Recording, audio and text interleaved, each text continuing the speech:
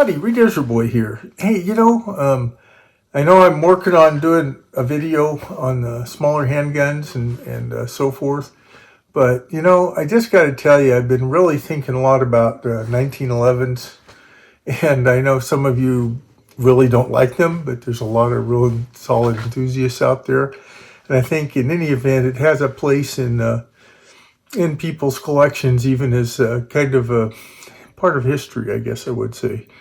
So my made 1911 is this Springfield Armory Mil-Spec in stainless. And of course, it's about 39 ounces. Well, we can see it's empty. In fact, I just had it to the range today. I have no magazine in here. Put it back on safe there, even though we know it's empty. So this is a 1911 A1 Mil-Spec, as Springfield Armory calls it, in stainless steel. Mine actually came with two sets of grips. I have black rubberized kind of, or plastic rubber composite kind of grips, and I have these nice Cocobolo wood grips that come with it. And it came with two 7-round magazines and kind of this plastic holster and a couple of, and a mag carrier, which I happen to have on right now. But nice gun. It's about 8.6 inches overall, so it's pretty. Like I said, I think it's about 39 ounces if I remember right. And this has, as somebody was showing an actual 1911 in a video I was watching the other day, a lot of GIs probably World War II would have loved to have these type sights, right? These 3-dot type ones, because they had almost no sights. And of course, it's got the the grip safety, and it's got a manual safety on this other side. And I do have a scratch on this side. All of you, when you're working on your guns, when you're new to it, be real careful or you'll end up with something like that on there. But it's still a nice looking gun.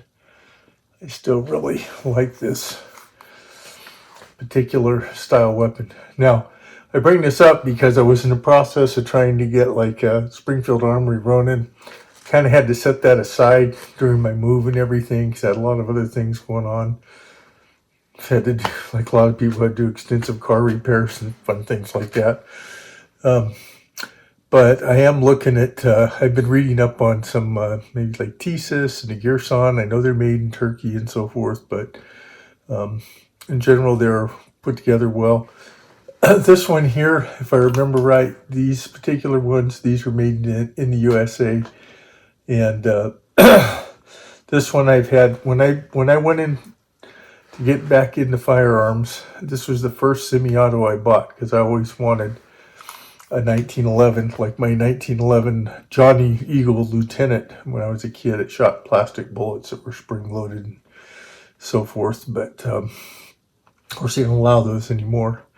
But anyway, I just really like this gun. I went to the range today, really enjoyed it. I just wanted to talk about and just share once again, look at that.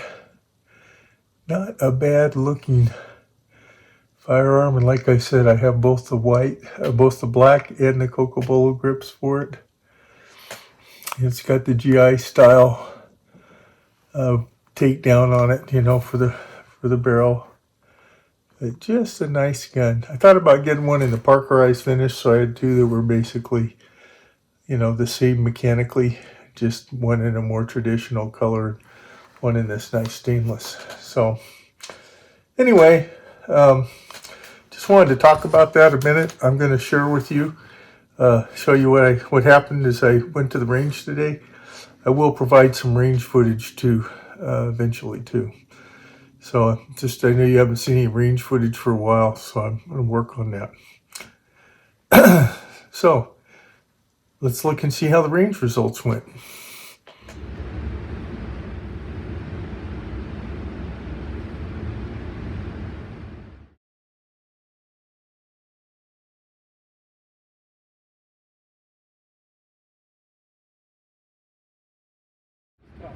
Yeah.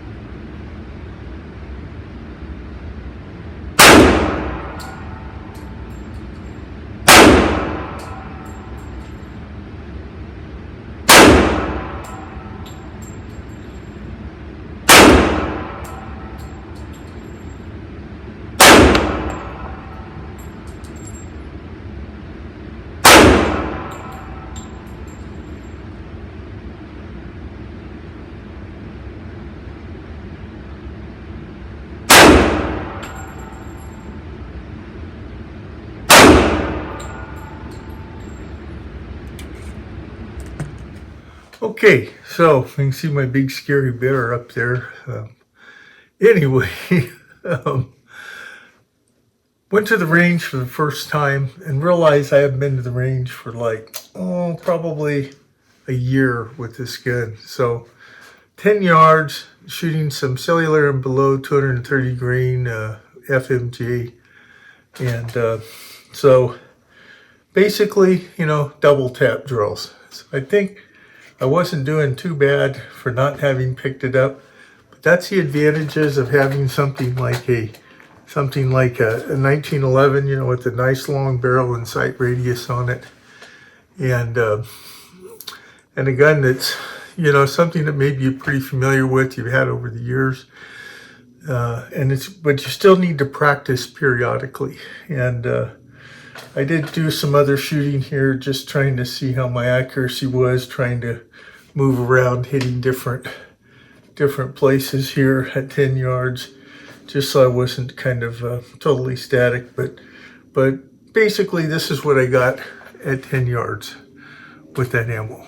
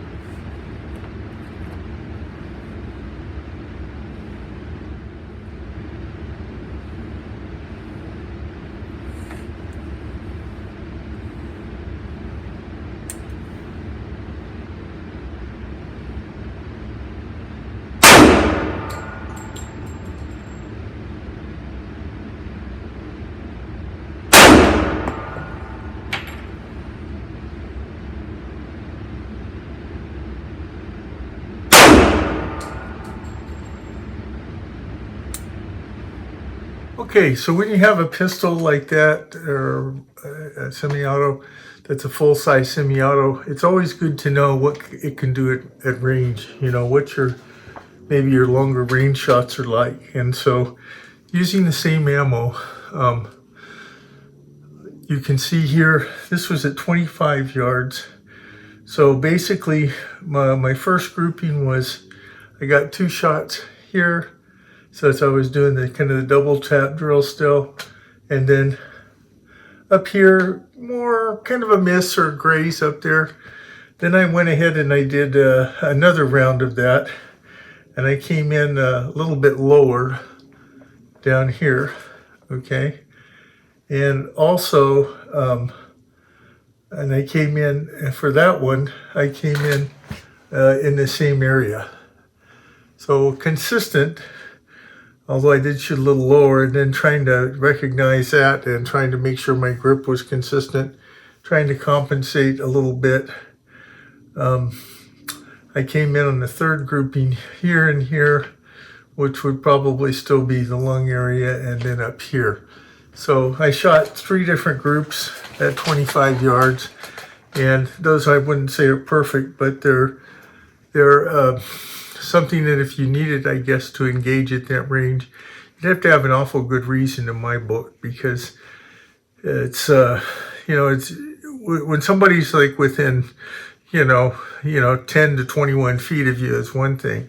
It's a whole nother thing when somebody's 75 feet away. So you'd have to have, if somebody was armed, maybe they got a long gun, maybe they're coming towards you, at a remote area or something. I don't know, but you'd have to have a good reason for that. Or, maybe you're hunting or something like that. I guess you could hunt with the 45 ACP. Not a lot of people do. They're probably more likely to have a 10 millimeter, or a 357, or a 44 Magnum.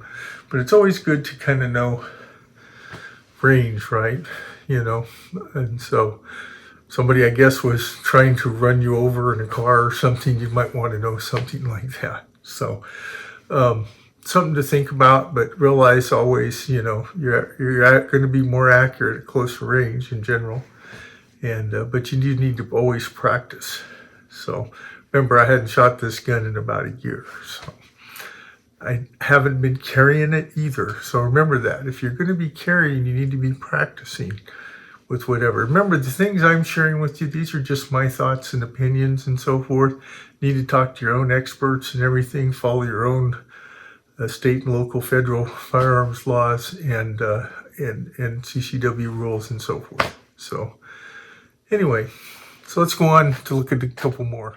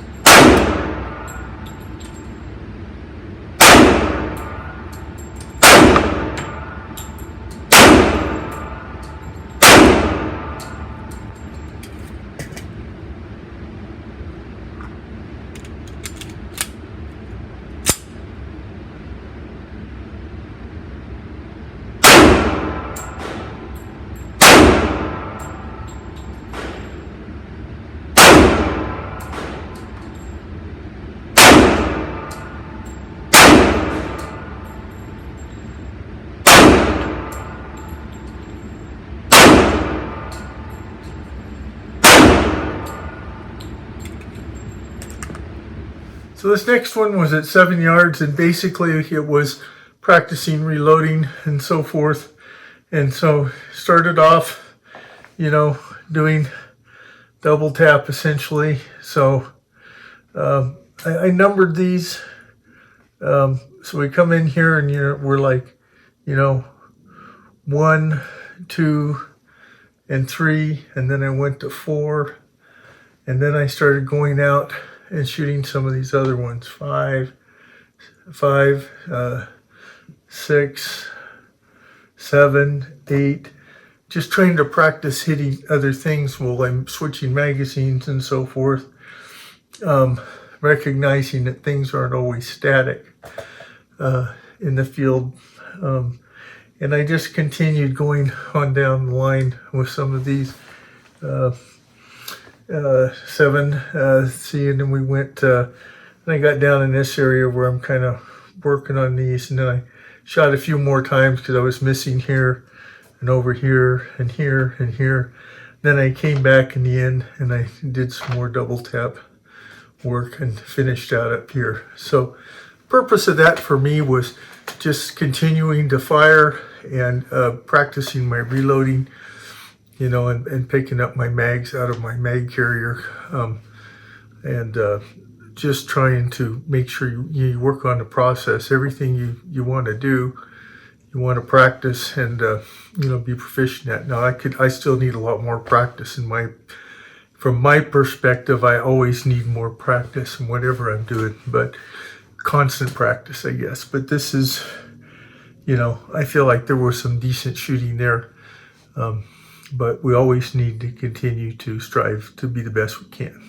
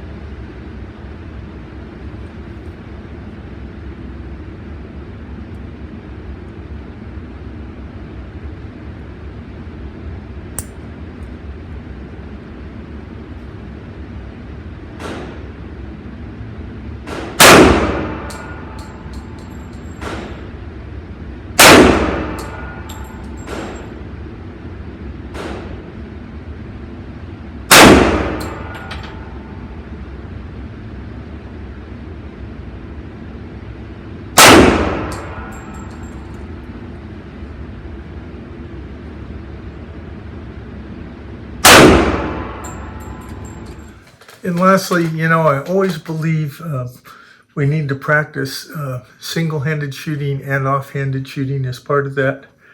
And even like this particular Springfield is not AMB, so I used a method for myself that works. You have to see what you need to do. Maybe you need an AMB safety one, but you're going to have to maybe remove that safety with the hand that's not your normal shooting hand or something like that. But you always want to be safe whenever you're doing things.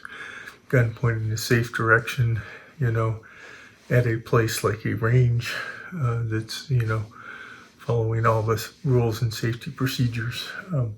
But anyway, you want to make sure that you practice your offhand and single-handed. So, I started off, this was my first right-handed shot, right?